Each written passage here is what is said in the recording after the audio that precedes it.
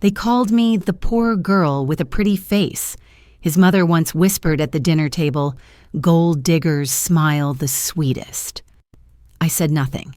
Not when she switched my designer shoes with knockoffs. Not when my husband laughed along. I wore silence, like armor, because while they planned my downfall over brunch, I was finalizing the acquisition of a fintech firm worth more than their entire estate. I wasn't broke. I was just encrypted. And the day I disappeared, without a word, was the day the truth detonated across every screen in their mansion. I used to believe love could shield me from judgment, that if I were kind, if I smiled at the right moments and stayed quiet during the wrong ones, they'd learn to love me back, or at least respect me. But illusions have expiration dates, and mine spoiled the moment I stepped off that private jet from our honeymoon. The first crack came during brunch at their estate, 2 days after Daniel and I returned from Santorini. The staff had barely cleared our plates when Patricia, his mother, leaned forward and said too sweetly, "Darling, since you two rushed into the wedding, I assumed you wouldn't mind reviewing this." She slid a thick envelope across the table like it was a brunch menu, a post-nuptial agreement. Her tone didn't rise, but her eyes did, narrowed and waiting for my reaction like it was a game. I glanced at Daniel. He didn't flinch, didn't say a word. His coffee cup hovered mid-air, lips parted but silent. That was worse than betrayal, it was complicity. I pushed the envelope back softly. I'm already committed, no signatures necessary. Patricia's smile twitched. Of course, just trying to protect the family legacy. Her gaze sliced through me like a surgeon looking for flaws under perfect skin. The rest of the day blurred into polite smirks and quiet humiliation. I wasn't invited to the afternoon gathering in the garden. I wasn't included in the group family photo. Even the family dog growled when I passed. 2 weeks later, during the fundraising gala at the Fairmont, I found myself surrounded by 600 guests. I stood in a designer gown chosen by Patricia, holding a champagne flute I hadn't sipped from, smiling as people greeted Daniel and glanced at me like I was part of the decor. When the photographer called for the Westbrook family to gather on stage, I instinctively stepped forward. Patricia blocked me with a quick turn of her shoulder and a whispered, "Let's not confuse the headlines, dear." I stood there, center of the hall, spotlight grazing my collarbone, alone, unacknowledged, like a mannequin in a store window. That was the moment I stopped hoping they'd love me. That's when the armor started forming. I didn't argue. I didn't cry. Instead, I watched. I cataloged. I memorized smiles that didn't reach their eyes, laughter that always landed half a beat late when I was in the room. I took mental screenshots of every lie dressed as etiquette. Inside the house, I moved like air, quiet, unnoticed, but everywhere. I learned where Patricia hid her anxiety meds. I knew the brand of perfume she sprayed on her sheets and which wine made her lips loose. I memorized Daniel's late-night texting patterns. I spotted the changes, small at first, like how his credit card statement stopped syncing with mine, how my emails occasionally went missing from our shared calendar, how the housekeeper suddenly knew things I hadn't told anyone. So I created a fake Instagram profile, watched as Patricia shared curated posts of charity lunches and classical piano nights while gossiping in comment threads under pseudonyms. I used a prepaid phone to sign up for her skincare giveaways. I messaged Daniel's old flame from college pretending to be an anonymous fan, and she responded a little too warmly, asking how Danny was doing now. They thought I was passive, naive, weak. But my silence wasn't surrender. It was strategy, and my strategy had layers. Every night I would sit in the grand marble bathroom Patricia insisted I use, the one with the gold trim and harsh lighting. I'd wipe off my makeup like war paint, eyes fixed on the woman in the mirror, the woman they underestimated, the woman they'd regret crossing. And every night, just before brushing my teeth, I'd lean closer to the mirror, mouth close enough for breath to fog the glass, and whisper to my reflection, "Let's play, Patricia." There's a kind of silence only money understands. The sound of numbers accumulating behind firewalls, of wealth multiplying in digital shadows. I wasn't poor. I was encrypted. And I never once doubted that the day would come when I'd have to decrypt it all. Late one Thursday night, long after Daniel fell asleep in the bedroom we no longer shared warmth in, I slipped into my study, the one they believed I used for sketching floral arrangements and journaling. On the surface, it was all that: soft lighting, a vanilla-scented candle, a dusty bouquet of dried hydrangeas. But tucked beneath the drawer's false bottom was a carbon black laptop with a biometric lock. My thumbprint opened it, and with a single typed phrase, omega.branch, the code unfolded. First, 12 ownership documents for properties spread across Vancouver, Lisbon, and Kyoto. Then, cap tables for 5 startups, one in AI diagnostics, another in blockchain logistics, 2 in ethical fashion, and one I just acquired from an old college friend pivoting into neurotech. Total valuation, $18.3 million. No one knew. Not Daniel. Not even my closest friend, Becca, who thought I'd left the finance world to follow love. Love. That word tasted stale now. I wasn't hiding my empire out of shame. I hid it because power observed is power diluted. And mine had grown in silence, compounding while they laughed at my recipes and handed me grocery coupons with passive-aggressive smiles. I organized the files, backed them up to a private offshore cloud server, and encrypted them again, each folder named after a classic novel. No one would guess that Wuthering Heights held the deed to a biotech lab outside Zurich. But hiding wasn't enough anymore. That same week, Patricia had a new habit of inviting me to girl chats over tea. It was always under the guise of bonding, but every word was a test. Veiled insults hidden in faux concerned tones, questions framed like compliments.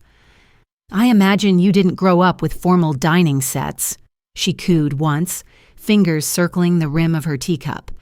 "I suppose I didn't," I smiled, "but I read the manuals." It wasn't the digs that bothered me. It was the pattern. And when patterns emerge, systems can be built. So I built one. Hidden behind the antique bookshelf in my studio was a ventilation duct that gave me a perfect view of the main living room. I installed a pin-sized camera inside the decorative crystal owl Patricia insisted I display. The audio came from a thin directional mic embedded in a lamp. Everything synced directly to a private drive, all encrypted, all time-stamped. The footage began piling up, Patricia complaining about my provincial tone, accusing me of seducing Daniel for green card access to legacy wealth. Emery, Daniel's cousin, joked about my handwriting looking like a waitress taking tips. Even Daniel, drunk one evening, muttered into a call with someone I couldn't identify, "She's sweet, but she's not built for this world." But the real shift came when I overheard Patricia whispering on a call, "Rebecca's back in town.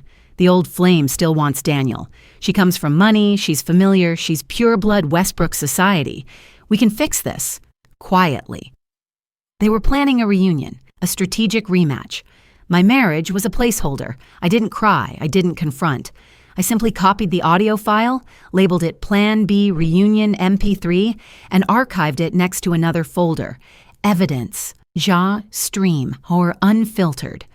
If they wanted a game, I would play with rules they didn't know existed. Each night I reviewed footage like an editor splicing a documentary no one was ready for. I adjusted angles, rerouted backups, improved the clarity of whispers. Patricia spoke to the housekeeper like she was programming a pawn. Daniel spoke to his father like I was a temporary stain they needed to polish out. They thought I was a phase, a misstep, something that could be reversed with time and strategy. But what they didn't know was this: I had been building longer than they'd been plotting. My empire wasn't loud, but it was lethal. Quiet capital is still capital. Hidden power is still power.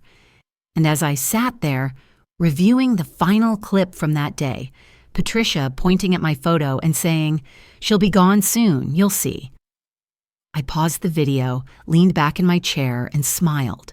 They think I'm temporary. It started with a whisper, one barely audible clip, less than 30 seconds long. A woman's voice, sharp and composed, speaking with slow venom. She's a parasite. A polite one, but still, we should have screened her better. The audio surfaced on a viral Instagram page called True Housewives Unfiltered, posted anonymously with no caption. Within hours, it had over 200,000 plays and nearly 10,000 comments. No names were mentioned, but those who lived in certain circles recognized the voice instantly. Patricia Westbrook had made herself far too visible in her charity appearances, fundraisers, and over-documented lifestyle. Her signature accent, that distinct way she pronounced parasite like a French dessert, there was no denying it. The page dropped another clip 3 days later. This time, her voice again. She's not legacy. She's a placeholder until he finds someone who understands our world. The comments exploded. Screenshots began circulating. Reddit threads dissected every second, speculating about who she was, who he was, and whether the marriage in question was already falling apart. Daniel received a call that same morning. He was in the middle of a PR campaign for an eco-tech startup. The CEO was furious. "This isn't the kind of attention we're looking for," he snapped. "You've become a liability." Within 24 hours, Daniel's contract was suspended pending internal image review. Melissa watched it all from her phone, one of 4 devices she kept strictly off-grid. She never interacted with the posts, never liked, never followed. But she watched the storm swirl from afar, unblinking. There was a kind of pleasure in this new silence. Not the silence of submission, but one of control. She was the ghost behind the curtain, the producer behind the viral scandal. The day the third audio dropped, a clip where Patricia mocked Melissa's handwriting, comparing it to a waitress taking lunch orders, Melissa packed a small leather weekender bag. No monogram, no luxury logo, just 1 passport, 2 burner phones, a flash drive, and a hard copy of all legal documents tied to her name. She called her driver and asked to be dropped off at the airport. No luggage, no conversation. By noon, Melissa Hart vanished from the Westbrook estate. No note, no confrontation, no spectacle. Just her absence echoing in the marble halls. That same evening, while Patricia hosted a private dinner for a potential investor, the doorman handed her a small white envelope. No return address. Inside, a printed statement from the National Financial Registry. Attached was a portfolio summary, 12 pages long, detailing assets, investments, international properties, and trust holdings under the name Melissa Hart. Total net worth, $18.3 million. On the final page, a single sentence typed in clean serif font. "The poor girl you tried to erase owns more than your entire lineage." No signature, just silence. Daniel found his copy a few minutes later, slipped into his gym bag. He read it twice. Then he sat on the edge of the bed, phone in hand, staring at the glowing screen. News headlines had already caught fire. He married down, and now it's dragging him down. Legacy matriarch caught on tape, demeaning daughter-in-law. Who is Melissa Hart, billionaire in hiding or victim turned victor? He tried calling her. Her number rang twice and cut off. He checked her location on their shared app. It was disabled. Her social media accounts were blank. Her closet had been emptied with surgical precision. Only the clothes she despised remained. Even her perfume was gone, but it wasn't over. The next morning, Daniel received a call from a blocked number. A flat voice on the line introduced itself as a representative from the city district attorney's office. A formal complaint had been filed. Allegations included breach of financial agreement, marital asset manipulation, and unauthorized surveillance of private accounts. In layman's terms, Melissa had reported Daniel for fraudulent activity within their marriage, and she had the evidence to back it up. Daniel dropped the phone. In the Westbrook house, Patricia stormed through the hallway like a wounded animal. She called her attorney, screamed about betrayal, demanded countersuits, NDAs, press control. But it was too late. Melissa had detonated the truth without ever raising her voice. Somewhere far from the noise, Melissa sat by a window in a small coastal town, sipping coffee from a plain white cup. Her hair tied back. Her name changed at the inn's register. She wasn't hiding. She was waiting. Because this wasn't the collapse of her marriage. It was the controlled demolition of a dynasty. The stage was modest by design. Dark wood, matte black backdrop, and a single red circle that framed her like a spotlight from another universe. Melissa stood in heels she'd owned for 5 years, a fitted black dress without a single logo. The screen behind her read only 3 words, power in the shadow. The auditorium was silent, not out of politeness, but tension, anticipation, the kind that rattles rib cages. Reporters whispered, industry leaders clutched pens. A few college students leaned forward like they were witnessing something bigger than a keynote. Melissa adjusted the mic. Her voice, when it came, was low and steady. We don't talk about power unless it's loud, visible, decorated in titles and tied to legacies. But there's another kind. Quiet power. The kind that builds empires while everyone's busy looking elsewhere. No one blinked. No one moved. For years, she continued, I was seen as disposable, decorative, the background to someone else's bloodline. But while they underestimated me, I built. A pause. And then the screen behind her shifted. Logos appeared. 2 at first, then a cascade. One, a global AI diagnostics company with a $4.6 billion valuation. The other, a sustainability firm just listed in the New York Stock Exchange. A murmur rippled through the crowd. Melissa kept speaking. I'm the primary investor behind both, and I wasn't hiding out of shame. I was listening, watching, documenting. In the 3rd row, Patricia Westbrook sat frozen. Next to her, Emery gripped the edge of his chair. Daniel hadn't blinked since the first logo appeared. Their mouths were still, eyes vacant. The shock wasn't in what Melissa had said. It was in the realization that she had orchestrated this moment while under their roof. Melissa shifted her gaze toward them, just for a beat. Not enough for the cameras to catch, just enough to let them know. Then she went on. I don't share this for applause. I share this for every woman who's been told her silence meant stupidity, for every partner asked to sign away her worth, for every daughter-in-law who walked into a house thinking love would be enough.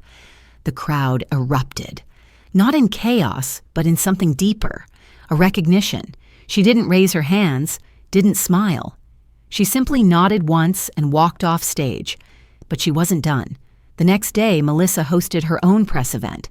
Not glamorous, no sponsors, just a long wooden table, a few water bottles, and a projector. No stage, no theatrics, just receipts. She opened with a simple phrase, truth doesn't need makeup. Then, like a surgeon, she began. Slide after slide revealed the forged contracts Patricia had tried to push through under Melissa's name. Email threads between Daniel and a financial consultant, discussing how to reroute Melissa's shares into joint accounts once she trusted them more. A signed document, never filed, naming Rebecca, Daniel's ex, as a potential transition partner in future ventures, all dated during their marriage. Melissa didn't shout. She didn't dramatize. Every piece of evidence was time-stamped, backed by records, notarized where necessary. Legal teams in the room scribbled notes furiously. Journalists couldn't type fast enough.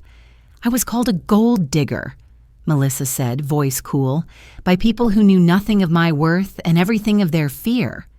She let the last slide hang there for a long breath. It was a simple pie chart. One color showed Melissa's independently acquired assets. The other, a thin sliver, showed what the Westbrooks had attempted to claim through marriage. You married the mask, she said. Now you'll live with the shadow. That line echoed longer than anything else she'd spoken. She didn't take questions. She didn't need to. The silence in the room said more than applause ever could. By nightfall, 3 major networks aired the full press conference. Legal experts dissected every document. Social media lit up with hashtags. Shadow power trended globally.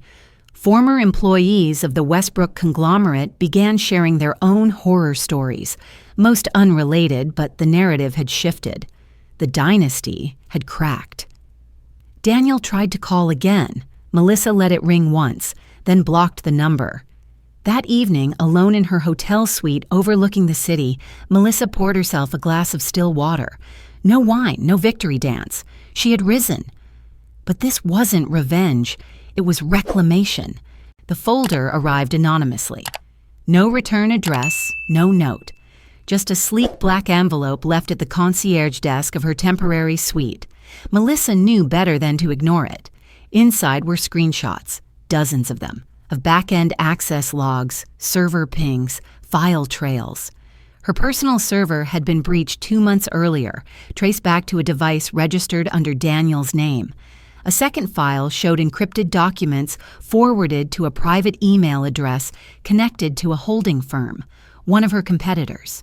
The same firm that had outbid her 2 weeks ago on a biotech patent she'd been silently pursuing for months.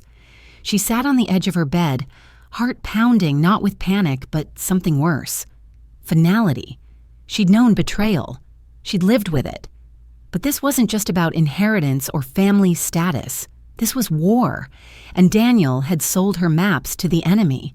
She stared at the final screenshot, an email thread between Daniel and the firm's CEO. His words were casual, confident, transactional. He talked about Melissa like she was an asset, not a person. She's got the files. I can get them clean. Just make the transfer look like it's for advisory work. Melissa felt the breath leave her lungs. She walked to the window, staring down at the city lights. Fingers curled into her palm.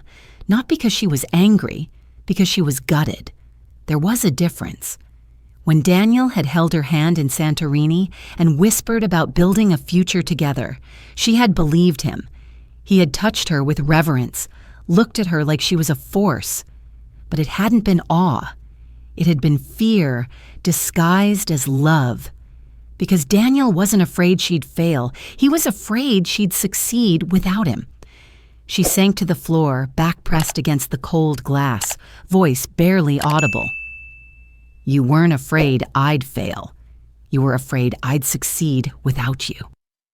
By the time the hearing date arrived, Melissa had already built her case. The courtroom was larger than expected, flanked by live stream cameras and a press gallery so full they had to rotate seating every 30 minutes. Millions tuned in from across the country. The headlines were brutal. Westbrook marriage implodes amid financial espionage allegations. Billionaire wife to represent herself against 3 corporate lawyers. And she did. Melissa entered the courtroom alone, in a navy suit with no jewelry, carrying a leather-bound binder and a hard drive. Across the aisle, Daniel sat flanked by 3 attorneys in matching gray suits. His jaw was tight, his tie too perfect. The trial opened with the basics: marriage timeline, prenuptial clauses, shared property. But soon, Melissa shifted the tone. She introduced the hacked server logs, the email chain, the financial transfers masked as consulting fees. Every claim she made was backed by timestamps, digital forensics, and third-party affidavits. She presented like a surgeon, clean, efficient, merciless. The defense tried to pivot. They questioned the source of the logs, accused her of fabricating context, called her emotional. But it didn't work. Every time they attempted to dismiss her, she countered with precision. I'm not here to debate my emotions, she said once, voice flat. I'm here to expose his transactions. The judge nodded. Over 3 days, the courtroom transformed from a legal battleground to a moral reckoning. Melissa never raised her voice. She didn't cry, but her presence filled the space like thunder before a storm. The final moment came unexpectedly. Daniel requested to speak. The judge allowed it. He stood, shaky, glanced around the room, then stared at her. "I didn't mean for this to happen," he said. I didn't want to be left behind." Melissa looked at him, not with hatred, not with pity, just distance. "You weren't left behind," she replied. "You ran in the opposite direction." And with that, the gavel came down. The judge ruled in her favor. She retained full control over her assets, was awarded damages, and Daniel was referred for federal investigation regarding the breach. The court erupted. Reporters chased her for statements, but Melissa said nothing. She simply walked out, slow and steady. And as she reached the marble steps outside the courthouse, the leather folder in her hand loosened. A single paper floated downward, the divorce certificate. It drifted, spinning once before landing softly on the stone. She didn't stop to pick it up. She kept walking. The building was the same. Same brick facade, same cracked stone steps, same faded plaque near the entrance that once read Westview Media Group. It was here, in this newsroom, where they'd published the headline, "Pretty Face, Empty Wallet, the Westbrook Family's Latest Risk." The article had gone viral for all the wrong reasons, mocking her past, questioning her presence, reducing her to a body beside a name. Melissa didn't send a cease and desist. She bought the entire company. 2 weeks after the trial ended, she walked through the doors as owner. The editor-in-chief was waiting with a resignation letter already printed. He didn't speak. She didn't ask. The newsroom emptied within a week. Then came the rebuild. She gutted the office, not just physically, but philosophically. No more ad-driven hit pieces, no more whispers in the guise of journalism. She renamed it The Undercurrent, a publication focused on untold truths, silent power, and the realities of women who moved the world from behind the curtain. Her first editorial was short. "I've been judged by what I didn't say, didn't wear, didn't show. I've been praised for staying quiet and punished for stepping forward. So here's my rewrite. I don't need to be understood. I only need to be undeniable." It was the most shared article of the month. Melissa didn't return to the social circuits, didn't chase redemption or new romance. She declined every profile feature, every exclusive interview. When reporters reached out, she answered once, "If my story needs selling to matter, then it was never powerful to begin with." Instead, she built. She opened a micro-grant fund for women leaving controlling marriages. She started a podcast hosted by anonymous guests, women with NDA-bound pasts, telling truths without names. She partnered with whistleblowers, survivors, silent warriors. But she also learned to pause.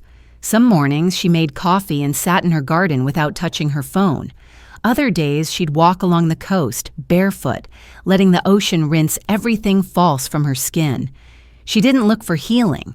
She let it find her. And one Tuesday afternoon, it did, in the form of a question. Melissa was in her office at the Undercurrent, reviewing layout proofs, when a knock tapped lightly on her glass door. A girl stepped in, early 20s, plain shirt, oversized cardigan, big eyes hiding a fire. "I hope I'm not interrupting," the girl said. Melissa smiled. "Come in." The girl clutched a notebook. "I just joined the editorial team. They said you approve final pieces. I was wondering something." Melissa nodded. The girl hesitated, then asked, "How did you stand it? The way they spoke to you, treated you, lied about you? How did you not fall apart?" Melissa didn't answer immediately. Instead, she turned to the projection screen on the wall and with a few taps pulled up a still image from her first TED Talk, her silhouette on stage. 3 words behind her in white, "Power in the shadow." She let the image sit there.